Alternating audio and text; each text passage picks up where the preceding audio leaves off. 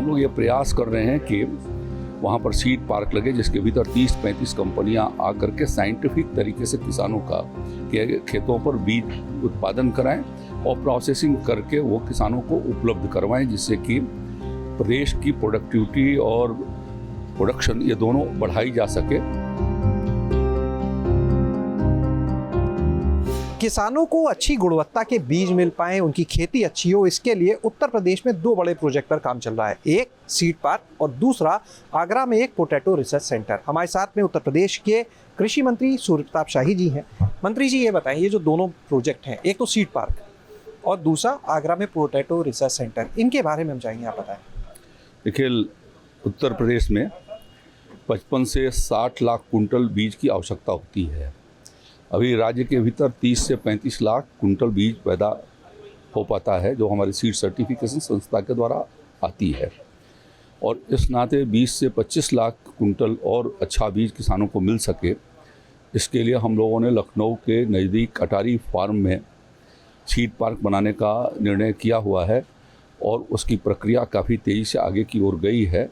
और हम लोग ये प्रयास कर रहे हैं कि वहाँ पर सीड पार्क लगे जिसके भीतर 30-35 कंपनियाँ आकर के साइंटिफिक तरीके से किसानों का खेतों पर बीज उत्पादन कराएं और प्रोसेसिंग करके वो किसानों को उपलब्ध करवाएं, जिससे कि प्रदेश की प्रोडक्टिविटी और प्रोडक्शन ये दोनों बढ़ाई जा सके और विविध आज की आवश्यकताओं के अनुरूप उसके भीतर फोर्टिफिकेशन भी किया जा सके। इस नाते ये व्यवस्था योगी आदित्यनाथ जी की सरकार ने किया हुआ है और वो काफ़ी अपनी प्रक्रिया के भीतर आगे की ओर तेज़ी से चल रही है।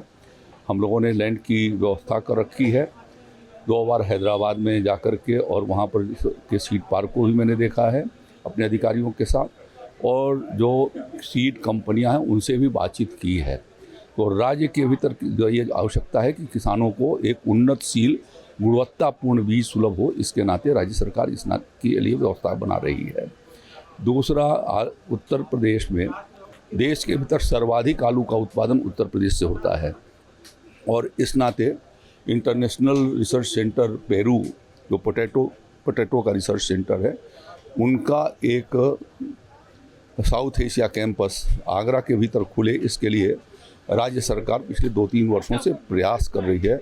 हमारी योगी आदित्यनाथ जी की सरकार ने प्रयास किया है और इसके लिए कैबिनेट से सहमति प्राप्त करके ज़मीन भी हम लोगों ने ICR को ट्रांसफ़र कर दिए हैं। अब वो नीति आयोग भारत सरकार के कृषि कल्याण मंत्रालय और ICR से होते हुए नीति आयोग तक पहुंचा है और आगे भारत सरकार की सहमति भी प्राप्त हो जाने की संभावना है। पेरू के डायरेक्टर जनरल ने उस पर सहमति अपनी प्रदान कर दी है। तो एक ये दूसरा अंतर्राष्ट्रीय रिसर्च का एक अनुसंधान केंद्र आलू पर हो सकेगा और एक जहाँ पर हम खड़े हैं international rice research centre Philippines का ये साउथ एशिया कैंपस है, जो आदरणीय प्रधानमंत्री नरेंद्र मोदी जी और उत्तर प्रदेश के मुख्यमंत्री योगी जी, उन प्रधानमंत्री जी के ने वहाँ पर विजिट किया था और उन्होंने इच्छा जताई थी कि यहाँ भारत के भीतर एक साउथ एशिया कैंपस खोली जाए। उत्तर प्रदेश सरकार ने पहल करके यहाँ वाराणसी के भीतर ज़मीन उपलब्ध करवाई, जहाँ पर ये अंतर्राष्ट्रीय रिसर्च राइस सेंटर स्थापित है।